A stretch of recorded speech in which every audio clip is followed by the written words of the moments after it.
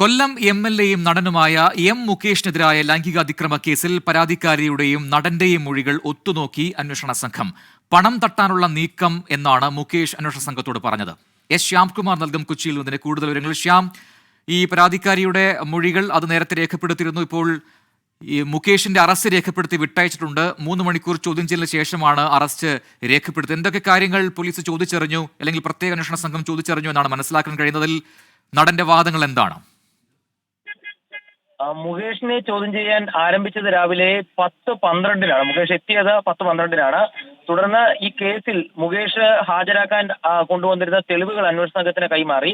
നേരത്തെ മുകേഷ് ഈ കേസിൽ പറഞ്ഞിരുന്ന ഒരു പ്രധാനപ്പെട്ട കാര്യം തന്റെ കയ്യിൽ നിന്ന് പണം തട്ടുന്നതിന് വേണ്ടിയാണ് പരാതിക്കാരി ശ്രമിച്ചത് എന്നുള്ളതാണ്. ആ മൊഴി മുകേഷ് ഇന്ന് ആവർത്തിക്കുകയും ചെയ്തു. തുടർന്ന് ചോദ്യം ചെയ്യലിനൊടുവിൽ 3 മണിക്കൂറിനൊടുവിലാണ് മുകേഷിന്റെ അറസ്റ്റ് ഉച്ചയോടുകൂടി രേഖപ്പെടുത്തുന്നത്. ആ അറസ്റ്റ് രേഖപ്പെടുത്തിയ ശേഷം മുകേഷ് ജാമ്യം നൽകി. 1 ലക്ഷം രൂപയുടെ 2 ആൾ ജാമ്യങ്ങൾ അടങ്ങിയ ജാമ്യമാണ്. അതിൽ കർശന വ്യവസ്ഥകൾ: പരാതിക്കാരിയെ സ്വാധീനിക്കരുത്, ഭീഷണിപ്പെടുത്തരുത്, അന്വേഷണ സംഘം എപ്പോൾ ആവശ്യപ്പെട്ടാലും ഹാജരാകണം, അങ്ങനെ തുടങ്ങി ഒരുപിടി നിർദ്ദേശങ്ങൾ അടങ്ങിയ ജാമ്യമാണ് മുകേഷിന് നൽകിയത്. ആ വ്യവസ്ഥകളാണ് ഏർപ്പെടുത്തിയിരുന്നത്. ഇതെല്ലാം മുകേഷും അഭിഭാഷകനും അംഗീകരിച്ച ശേഷമാണ് മുകേഷിനെ വൈദ്യപരിശോധനയ്ക്ക് കൊണ്ടുപോയത്. ജനറൽ ആശുപത്രിയിൽ വൈദ്യപരിശോധനയ്ക്ക് കൊണ്ടുപോയി. അവിടെയും മുകേഷിനെ അകമ്പടി സേവിച്ച് പോലീസ് എത്തുകയായിരുന്നു. സാധാരണഗതിയിൽ ഇത്തരത്തിലൊരു കേസിൽ ഒരാൾ അറസ്റ്റിലായാൽ അയാൾക്ക് സ്റ്റേഷൻ ജാമ്യം നൽകുമ്പോൾ പോലും ജീപ്പിലാണ് പോലീസ് കൊണ്ടുപോകുന്നത്. അത് സ്വന്തം വണ്ടിയിൽ വരാമെന്ന് പറഞ്ഞാലും പോലീസ് സമ്മതിക്കാറില്ല.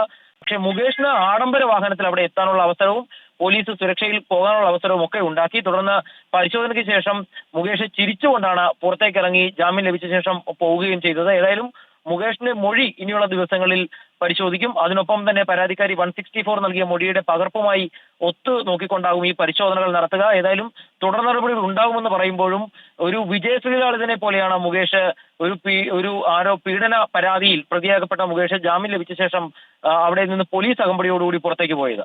ശരി ശ്യാം, എന്തായാലും പണം തട്ടാനുള്ള അടവാണ് എന്ന രീതിയിലുള്ള വാദങ്ങളാണ് എം മുകേഷ് എം.എൽ.എ ഇപ്പോൾ നടത്തിയിരിക്കുന്നത്. എന്തായാലും മൊഴി നൽകിയിട്ടുണ്ട് പ്രത്യേക അന്വേഷണ സംഘത്തിന്.